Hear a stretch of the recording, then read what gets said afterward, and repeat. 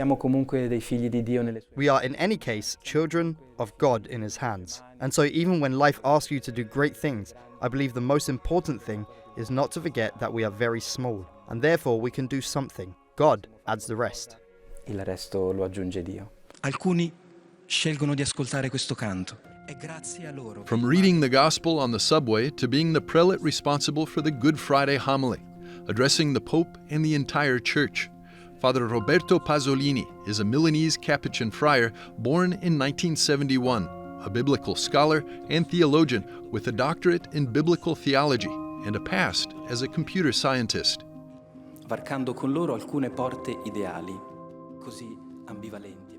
In November of 2024, Pope Francis appointed him preacher of the Pontifical Household, succeeding Cardinal Cantalamessa and inheriting an important legacy of 44 years.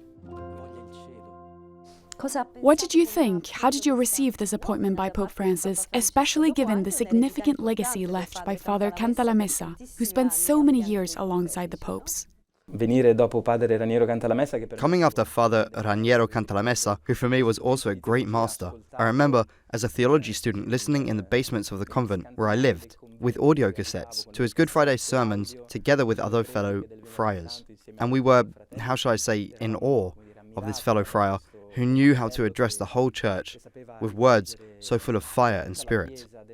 And so, when I realized that I was about to take his place, I said to myself, goodness me, but will I be up to it, Lord? You really have to help me enormously. Then I must say that there truly is the grace of one state in life and of the calling God makes to you. So, after an initial agitation, I entered into a great peace. Also because I said to myself, well, I'll have to go and speak before the Pope. But in reality, for many years now, when I celebrate Mass, I speak before God, the angels, the saints. So, how shall I put it? I already have the most important audience before me every day. come dire, il pubblico più importante ce l'ho già davanti tutti i giorni. What is the role of the preacher of the Pontifical Household? Il ruolo del predicatore The role of the preacher of the Pontifical Household is to bring before the Pope, the cardinals, the Roman Curia, during the important seasons, that is Advent and then Lent, a reflection, a meditation on Fridays. So the preacher has this task of, how shall I say, shedding some light, awakening the conscience of the Pope and his collaborators regarding the demands of Christian life, offering a point of reflection and meditation. It is as if he were guiding a small moment of retreat, a spiritual retreat, during the days of the important seasons of the liturgical year.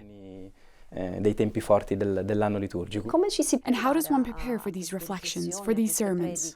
C'è prima una individuazione del tema che First, there is the identification of the theme, which I discuss with the people who welcome and accompany this ministry of mine at the Vatican. Then, once the theme has been identified, there is a writing of the meditations, which develops over several weeks and days. I always finish the meditations a little towards the end, because I also wait to see what the immediate context of the preaching is. So I also try to read a great deal, for instance, the Pope's most recent interventions, his letters, his homilies, so as to bring a voice that is in dialogue with the voice of the Pope and the Roman Curia, in particular this Lent. Given that the Pope has proclaimed a year dedicated to St. Francis on the 800th anniversary of his death, I felt almost obliged to propose St. Francis as a common thread of the Lenten meditations. St. Francis embodied the gospel in a very beautiful, very simple way, one that is in fact accessible to everyone, and that is why he is a saint so universally recognized as a luminous humanity, in whom everyone recognizes something of God. qualcosa di Dio. How do you see the figure of the current Pope, Pope Leo, as suited to the times that we are living in? The times are truly dangerous and they inspire fear in many. His first words spoken from the loggia of blessings were about peace, and this peace that we so desperately need. Io credo che nei confronti di Papa Leone dobbiamo I believe that towards Pope Leo we must be, how shall I say, very welcoming and very open, in order to understand what God will tell us through him.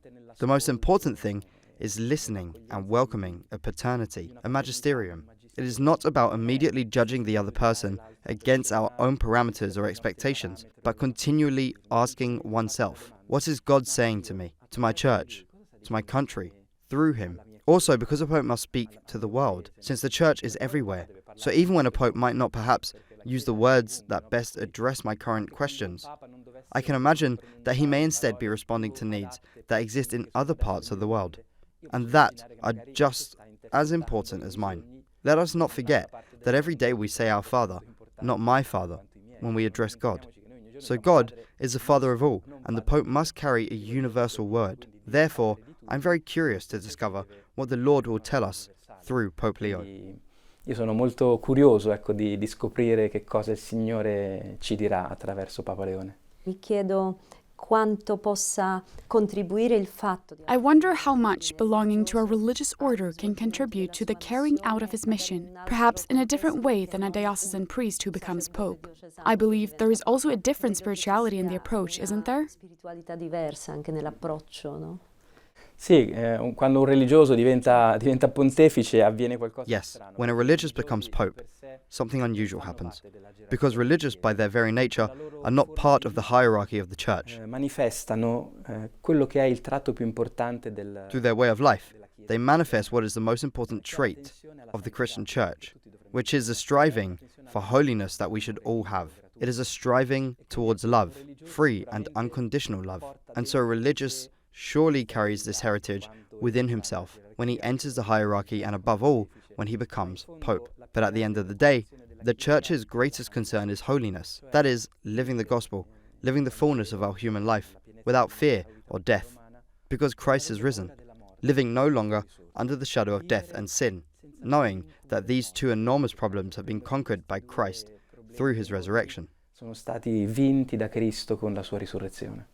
Poi rimane una sfida, credo, grande. And then there remains what I believe is a great challenge, the generation of young people, and how to reach them through preaching, or in any case through the Word of God. How to reach this generation that so often refuses to listen, that is not interested, because it is living in the moment, the beautiful life of today. Sì, i giovani nascono e crescono oggi in un contesto dove... Yes, young people today are born and grow up in a context where the coincidence between culture and religion has definitely broken down. This can, on one hand, be a very negative development, but on the other, it is also a new opportunity to rebuild a synthesis between religion and culture. We must be deep and authentic witnesses of something that is important to us, faith in God, without the pretension that they, how shall I say, adhere to us or to our way of speaking to them about God. Come dire, aderiscano... That is, trusting that they will follow a path different from ours, but that the presence of God, and let us say, a journey of authenticity, is something they are pursuing as well. The fact that they have moved away from our traditions does not immediately mean that they are wrong or lost. So I believe we must also learn to have, towards their life journeys, not only fear, but also respect. Una stima e non soltanto una paura.